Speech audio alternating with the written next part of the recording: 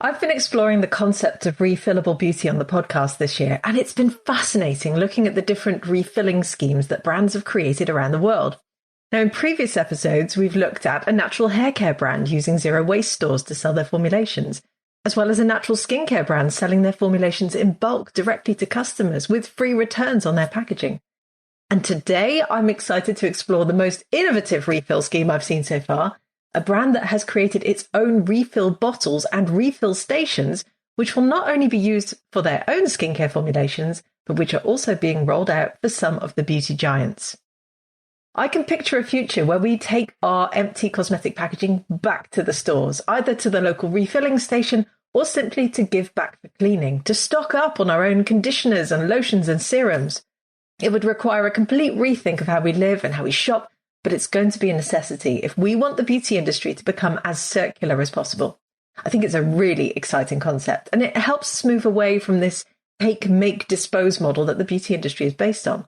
But what's actually involved in designing, building, rolling out refilling stations, refillable packaging? Well, you're in luck because I have exactly the right person to talk to on the podcast today. Settle in to join me for a fascinating interview with Jo Chidley, co-founder of Riri and Beauty Kitchen. And this is Jo's second time on this podcast, actually, as she originally came on as one of our first ever guests, I think back in 2018, to talk about her inspirational journey in entrepreneurship. And I am thrilled to welcome her back again. She's an absolute powerhouse, and we're all so lucky to have her with us. So settle in for an episode that I promise will leave you feeling totally inspired. Welcome to Green Beauty Conversations, the podcast that challenges you to think about how you buy, use, make or sell your green beauty formulations. In my weekly episodes, I explore the sustainability of the beauty industry and encourage you to join me in changing this industry for the better. I'm your host, Lorraine Dahlmeyer. I'm a chartered environmentalist, biologist and the CEO of award-winning online organic cosmetic formulation school, Formula Botanica. We have thousands and thousands of students in over 180 countries around the world who study with us to become organic formulators and entrepreneurs. Visit our website at formulabotanica.com to try our free online formulation course. And if you want to be the first person to know what's happening in green beauty, make sure you subscribe to this podcast in your favourite podcast app. So in today's episode, I'm joined by Jo Chidley, a circular economy expert, chemist, herbal botanist, and co-founder of Beauty Kitchen, the highest scoring B Corp in the UK beauty industry. Jo has set out to change the face of the beauty industry by creating the most effective, most natural, most sustainable beauty products in the world. And she's championing a reuse revolution through sustainable innovation by implementing cradle-to-cradle design into Beauty Kitchen's circular approach. And Jo has been instrumental in developing the world's first closed-loop system for beauty packaging through the groundbreaking Riri program and refill stations. Hi, Jo. Welcome back to the podcast. It is so lovely to have you again on this podcast. How are you doing today? I'm doing great, and thanks for inviting me back. As you know, or hopefully I will be able to give you a bit of an update. There is so much that's happened in a relatively short space of time. But there's still so much to do. There always is. And you are such a pioneer in sustainable beauty. So I'm thrilled you're here. So can you tell our listeners more about you and your background and the two organisations that you now run? I just almost wanted to do a little bit of a pitch as well. So just to set the scene, really, of why this is so important, not just to me, it should be important to everyone. So the FMCG industry, which the personal care industry and the beauty industry sit within, creates over 161 million tonnes of plastic packaging every year. And sadly, we know that most of this isn't recycled for one reason or another. The global packaging industry is worth $1 trillion annually. 99% is single use, and the 1% of reusable packaging just isn't smart and it isn't trackable. So when you say those figures, it doesn't matter how to comprehend them. What it's saying is that you have, as an entrepreneur within beauty and particularly within skincare, you're dealing with a $1 trillion industry of packaging, and they don't create things for you to be able to put your products into reuse. So I almost just wanted to set the scene that to give people some reassurance and hope that you might want to be really sustainable and have your packaging that's reusable, refillable, but you're up against an industry that hasn't really changed that much in 50 years. It's not that I don't want people to try. I really, really do. But I just want to say that there's lots of moving parts. And this is now a global, the personal care industry has been part of globalization for the past, it will now be 30 years.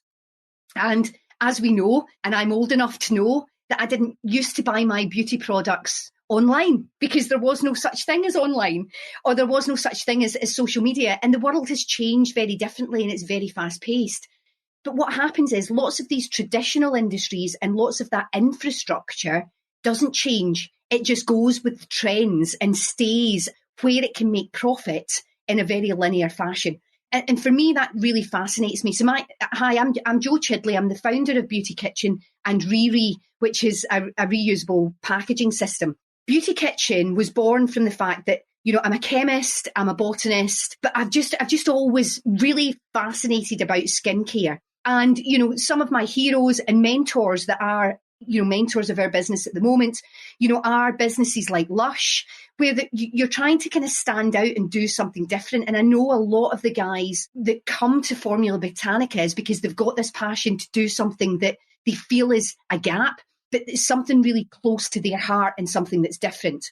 One of the things that I started with was Blue Glass. So our facial oil, the facial oil that I love, is in Blue Glass. Now, Blue Glass, most people don't know, is very unenvironmentally friendly. Yeah, it's beautiful. It does lots of beautiful things.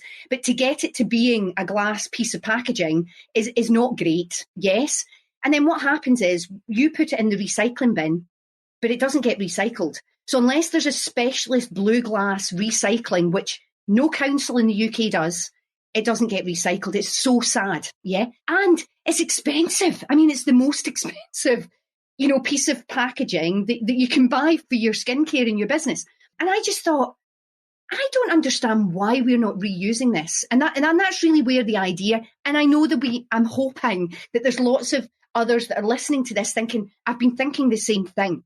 So we then started with that. How can we then create this packaging to be reusable? And what we didn't realise in my naivety, however, sometimes being naive, you then ask really curious questions, and that's really helpful because you're coming at it from a different angle. You're going into a packaging industry and you're asking questions that they've never been asked before. And that's where Riri was born. So what that is, it's a borrow anywhere, return anywhere, reuse anywhere alternative to single-use packaging. It's a whole system approach using smart reusable packaging that removes the barriers to retailers, brands and consumers who want to participate in the circular economy with refill on the go and return on the go. And that's what we did. We couldn't just put in reusable packaging for our products because that then means there's no scale. So if we only did it for beauty kitchen products, we are much bigger than we were, but we're still very small in terms of the numbers of making the impact for sustainability. So if I think of Unilever, one of the biggest personal care companies in the world, I don't know how many billions of pieces of packaging they use every year, but it's a lot. What I do know is, this is available for everyone, is that their net zero targets, 48% of their emissions comes from packaging. Yeah, so I can start with some data points. And that for me just blew my mind. I thought, how can we try and create the infrastructure so that anybody, any brand, a retailer could access reusable packaging? And that's me. What I love the most in that pitch, actually, Jo, was that first, before you even introduced yourself, you first of all went straight into the sustainability argument. And I think that sums you up perfectly because you are so passionate about this. You're doing amazing work. I don't know how you find the time to sleep because not only do you have a successful beauty brand, but you've also started Riri. And that's obviously what we want to focus on today. So let's talk through how it all works step by step and break it down. So from what I understand, having looked at the website and obviously followed you for many years, it all starts with the re-bottle. So how does that work? And how hard has that been to set up? The bottle, and when we say bottle, that could be a glass bottle, an aluminium bottle, a stainless steel bottle. It could be a glass jar. So it's about different pieces of packaging. We just call it the bottle, if you like, just to talk about packaging as a whole. So if we think of packaging at the moment, I don't know how many different types there are, but let's say there's 1 million. different types of packaging out there. Yeah. If we can even standardize that to 100,000, we'd already make a huge difference. And even if we standardize that more to 10,000, it would be even more. And that was the big challenge, because every brand and retailer thinks and wants and feels that their packaging is part of their brand. Yes. So that was one of the challenges barriers we had to overcome. The other barriers that we had to overcome with this was in terms of sustainability. So we know that environmental data. So for instance, when I studied chemistry, there was no such thing as environmental management. Yeah, I'm sorry, I am that old. So you didn't. But at the end of the day, the science is still the science, whether you did study environmental management or not, because it's about waste. And any scientist doesn't really like waste. You just don't. It's just not part of who you are. There's so many different things that play a part in these barriers. But unfortunately, LCAs are very specific to a specific product and type and neck size and material, etc., and how it was done. There's also the other parts of, will customers return their empties? Will it be clean enough? What are the cleaning protocols? All of these barriers or excuses, as I've termed them, we had to think about beforehand. Because if you are facing into a much larger organisation, they are going to challenge you on all of these things, and you have to be the problem solver of that. And one of the other questions is, well, why can't we reuse plastic? And if I just close that off, because I'm not going to talk about plastic today much, we want to disrupt the monoculture of plastic. That's really what it is. A monoculture in any situation, anywhere, we know is not good. It's about diversity. And that's why we're using other materials. So the materials that we use are glass, aluminium and stainless steel. That will depend on the product type. It will depend on the formulation. It will depend on the region as well. So at the moment, we're very UK focused for the moment. We've been, asked outside of the UK, but we need to get it right here first. And the bottle is the middle of everything that you do with reuse. You then have to think about all of the elements how do you do all of those barriers? How do you get people to return it? How do you get return points? How is it accessible? How do you deal with packaging manufacturers? How do you deal with the leasing process? And the list goes on and on. If anybody is looking for more detail, and I can send you the link, Lorraine. The World Economic Forum, in terms of the future of reusables, which I think came out in 2020, it's a 48-page document, but if you go to page 24 to 28, that's where it's all about reuse, particularly for our industry. And that's what we had to start with. We started with a bottle, then threw up all of these barriers and questions that we had to solve. I can imagine. It sounds very complex. I feel tired just thinking about all the work that you've had to put into this. But, your long-term vision is obviously that this will be available to any beauty brands who want to use it. Have I understood that correctly? Yeah, completely.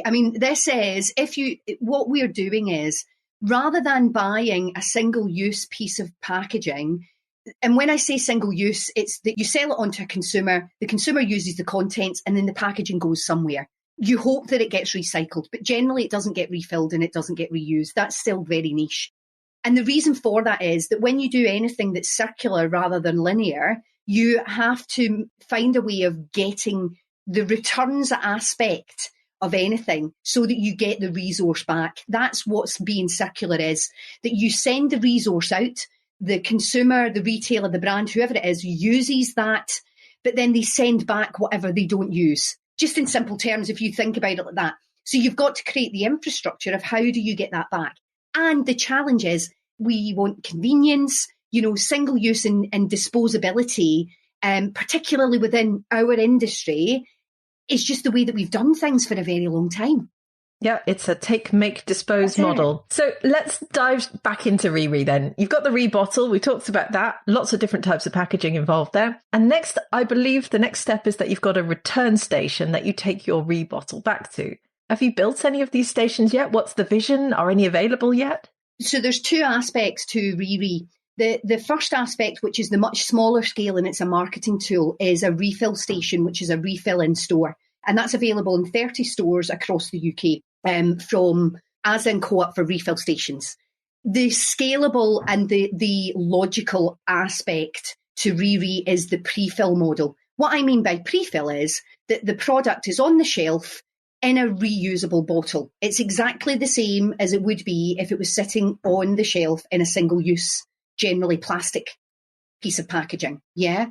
And that's available in 30 stores, but not just Asda and Co-op, it's available in Marks and Spencer's as well. And also through Beauty Kitchen, but we'll put that aside for the moment. So the refill in store takes up a lot of space, but it engages the consumer with the fact that they can refill and reuse bottles. But what they're doing is, rather than reusing the same bottle, because there's lots of grey areas in why you would either want to do that or not do it, they bring back their empty, they put that in the return bin, if you like, and they take a new bottle which they fill.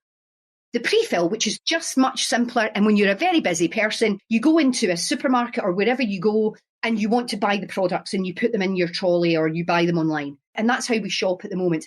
All we're doing is, the change in the customer behaviour is they're doing exactly the same. The only thing we're getting them then to do is, when they go back for their weekly shop, whether that's, in Marks and Spencer's, they return their empties. And that then gets put back in, and they then take a new product. So they're not wasting any time. They're not really changing how they shop. They're just buying the same product in a reusable packaging. What then happens is, from those return bins, we collect the empties, we wash them, and the cleaning protocols that have to be for personal care, believe it or not, are much higher than they need to be for food, which I just think is madness, but that's the way that it is. And what you're getting is, you are getting a brand new bottle. That's really, the cleaning protocols give you a brand new bottle, but your bottle has actually been reused. And this is the thing, a lot of the challenges have come around, a lot of the questions from other brands and retailers is quality control, all of that good stuff. But the cleaning protocols that we have are so high, and we worked with Ecolab as a partner. So it's not that we're sitting here as the experts in everything. We have brought the expertise in throughout the infrastructure to give that reassurance. The other part is, which we can come on to, is with regards to emission targets. So if, as a brand, you take a reusable piece of packaging, your emissions are reduced by 48% immediately. That then increases with the second use and the third use. It plateaus around the fifth use, yes, but we can reduce emissions on packaging between 30 and 70%. And that has been academically validated and is currently being validated by one of the big four. That's amazing. Absolutely amazing. I get it now. I thought that the refill stations were a core part of it, but I understand why you say that's a marketing tool, because it's about changing hearts and minds. But presumably there is then also the potential to dispense any liquid into those new bottles that you take, I presume. How have the big brands, you talked about the Co-op, Asda, Marks and Spencer's. For those of us listening outside of the UK, those are fairly big established supermarkets, big brands here in the UK. How have they responded to all of this new technology? So if I take Asda, which was the first place, Asda in terms of in the UK is a family supermarket. So it's about, families who have limited budgets and, they are watching their pricing because, they've got a family to feed. A lot of people thought, well, when it comes to reusables and sustainables, there must be a certain demographic, and that probably isn't the Asda demographic. And actually, that's not the data that we got. What we have got from that data from Asda is that it doesn't matter, where you shop. Everyone wants to be more sustainable. The challenge that they have is accessibility and convenience. So is it accessible where I generally shop, and is it convenient for me to do it? And that's what's interesting, is that actually pricing for that consumer was third on the list. Accessibility and convenience came out first, and pricing was third. If we then go to Marks and Spencer's, and the feedback from the Asda did it in slightly different ways. So in some of their shops, they did it where they have a refill zone. Yeah, so it's a set where you can refill lots of different products. Yeah. In some of their other stores, what they did is they did it in aisle. So they did it in category. So if you're looking to fill your laundry liquid, it would be in the laundry. If you want to do personal care, it's in personal care. What they have found is that people are more likely when it's in aisle. And that's great data to know, because the refill zone, people are looking at you, you're going somewhere new, it's different, it's not part of your shop. It's interesting that just small things like that can make the difference in how you behave when you're in a supermarket or when you're buying something. With Marks and Spencer's, it was only pre-fill that was available. It's their own label and it's all of their home care. And it's in 4 stores and it's going into 9 stores in the next few weeks. But we're already having discussions about going much bigger, much quicker, and into other areas. So there's lots of different data that's come out of this, but the convenience and accessibility are the 2 biggies. And this has come from Kantar. So it's not us saying it, it's an independent data company that's saying these things. Yes, and that makes perfect sense. And I will be addressing that in my published opinion next week or here on the podcast too, because I ran some polls around that, but I won't give the game away yet. So talk me through the cleaning and washing process. Who collects all these bottles? Is that your company that does that? Or is it the companies that have the pre-fill bottles? How does it work? So there's a couple of different ways. And again, we're testing different ways. So in Holland & Barrett, we do reverse logistics. So in Holland & Barrett, when people return their empties, it's collected just alongside their recycling, and then it goes back into their empty trucks when they've done deliveries, goes to their distribution centre and comes back up to Scotland, or it goes to other washing facilities. If it's direct to consumer, then they can use Collect Plus, which is how you return clothes generally, or through Royal Mail. And the other aspect, if we look at Marks and Spencer's or some of the other supermarkets, is it's a return in store model. We're testing lots of different ways, but we want to use reverse logistics, because what you don't want to do is then create another problem in terms of logistics, emissions and all of that stuff. However, we, again, as part of the validation on emissions, that's all been taken into consideration. So, we're wanting to make it as easy and as accessible. What we don't do at the moment, but that's something that's in the plan for the future, would be an at-home model. Or it would also be part of, if you think of your recycling as part of the council model. So rather than you having recycling boxes, you have a reuse box and all of your reusables go in there. So that's something that's being tested St Helens, I think, early next year, which would make it really easy for people. That's amazing. I love the idea of a reuse box. Yeah. I would totally get into that. And again, it makes it convenient, doesn't it? Which is what you keep saying. So let's come back to the hygiene issues, because this is something, when I was talking to our community about this came up over and over again. Yeah. What are the hygiene issues around refills? How do you take care of that? As an indie brand, we're Cradle to Cradle certified. If people don't know about Cradle to Cradle, if you do a search, there's lots of information around what it is. But that goes into real detail on how you actually create and design your products, and also your packaging. And what we do is we use cradle-to-cradle principles in all aspects, alongside regulatory and legislation from a cleaning protocol perspective. So a lot of the times when you clean stuff, you use detergent. And with cradle-to-cradle principles in mind, and as a chemist, I know that's not necessarily needed. It's just an added a part of a system where it's not necessarily been challenged. So we've actually worked with a couple of, so the cleaning machinery, if you like, the bottle washing is of laboratory hospital grade. So we're not using bottle washers or glass washers that you would get in a bar or something. This is laboratory hospital cleaning bottle washers. So we know that the standards that you have to have for that are really high. But the interesting thing is working with the manufacturers of the bottle washers alongside Ecolab. And Ecolab are basically the global, washers of everything. I mean, they supply all of the big organisations. But what I wanted to do was not use detergent. That's what we've created. We've created a cleaning protocol where it's heat, it's pressure, and also steam, depending on what the material is and what has been inside the bottle. And this is the key here. So if we think of reuse, that reuse is not something that's new.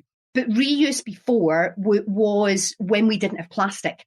When I think of reuse now, what we've got is the ease of being able to leverage digital technology. So each piece of packaging has its own individual code. So we know when it was made, when it was filled, when it was sold, how long it's sat on a shelf. We know all of this data and we know everything that's in it, so that when it comes back in, there's a variety of different cleaning protocols depending, because if you're washing something that has been oil-based, for instance, would be different from something that would be water-based. So all of that stuff has been done, but the unique selling point, if you like, of our cleaning protocols is we don't use detergent.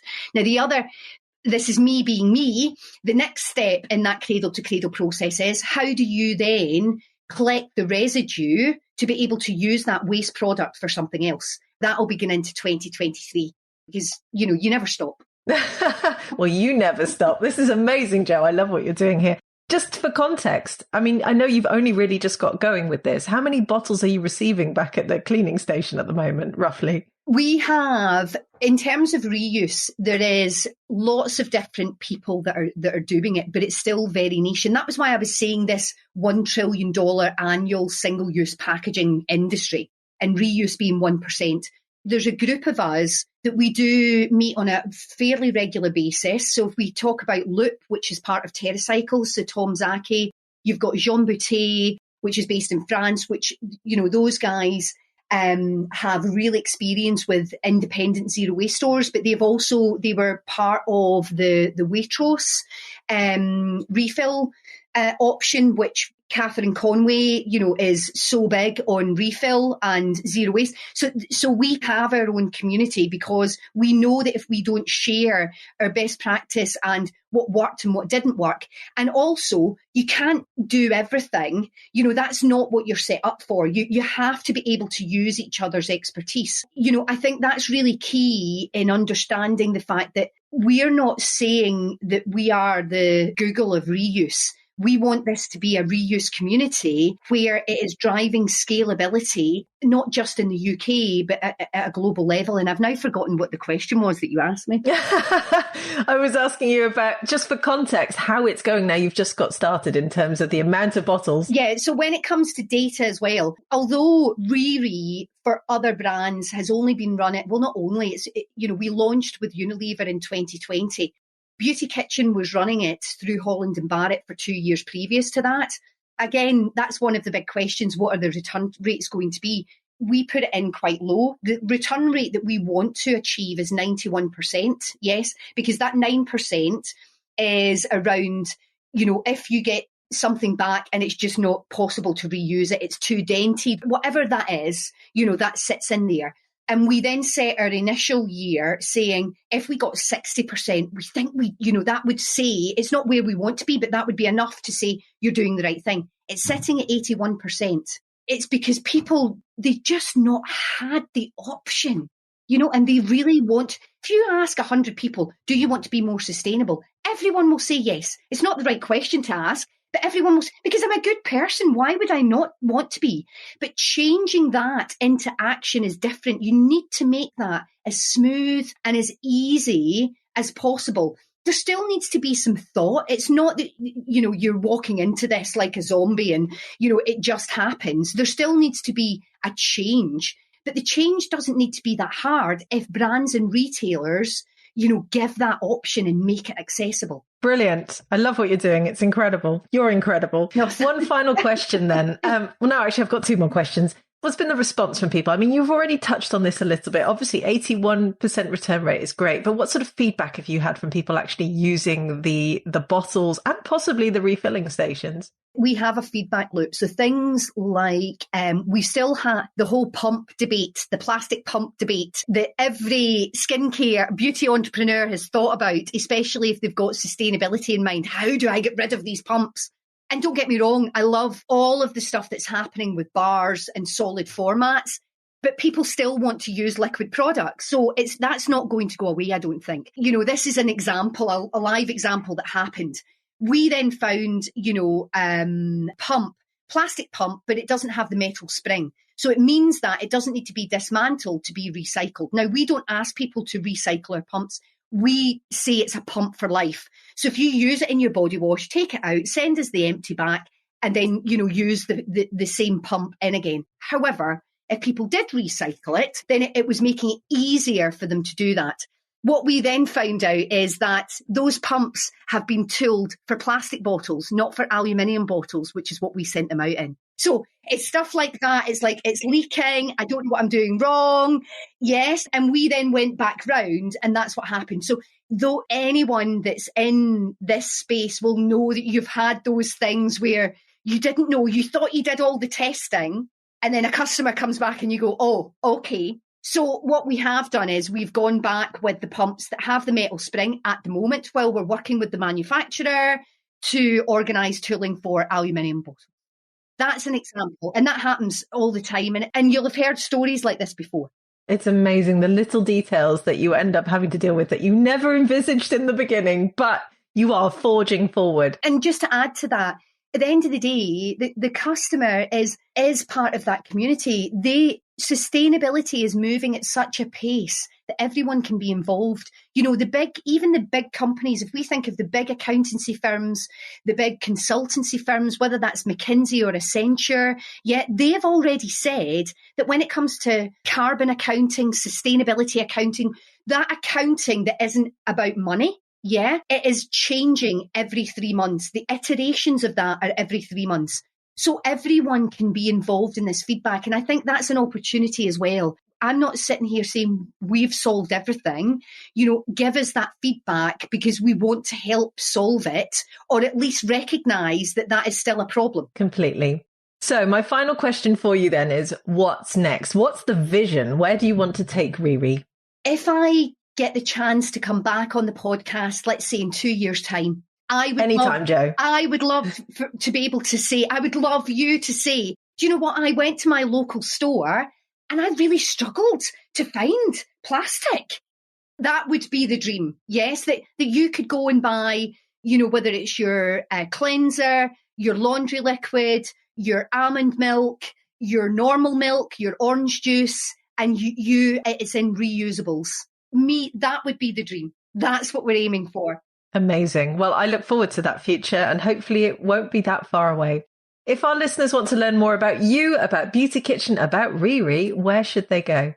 So the easiest thing is I'm still the only Jo Chidley on LinkedIn, which makes it really easy. And we do have just a static website for Riri, which will continue to evolve as the business evolves. And Beauty Kitchen's an established indie brand here in the UK. Please, I am a sustainability nerd. So if you have got any questions, please come to me and ask. We want the world to just not be a monoculture of plastic, but plastic has given, you know, lots of freedom, particularly to women, but we've let it go rogue. We've not really put our arms around thinking, what does this do? And one of the things is that all of the plastic that's been made so far is still here on this planet.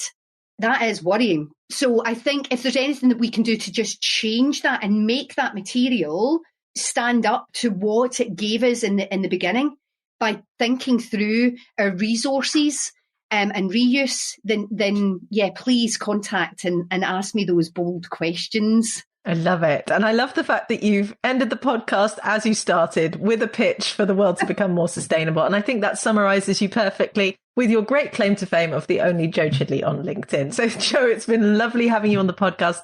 So nice to see you again. Thank you for sharing all of this with us. No, thank you very much for having me back.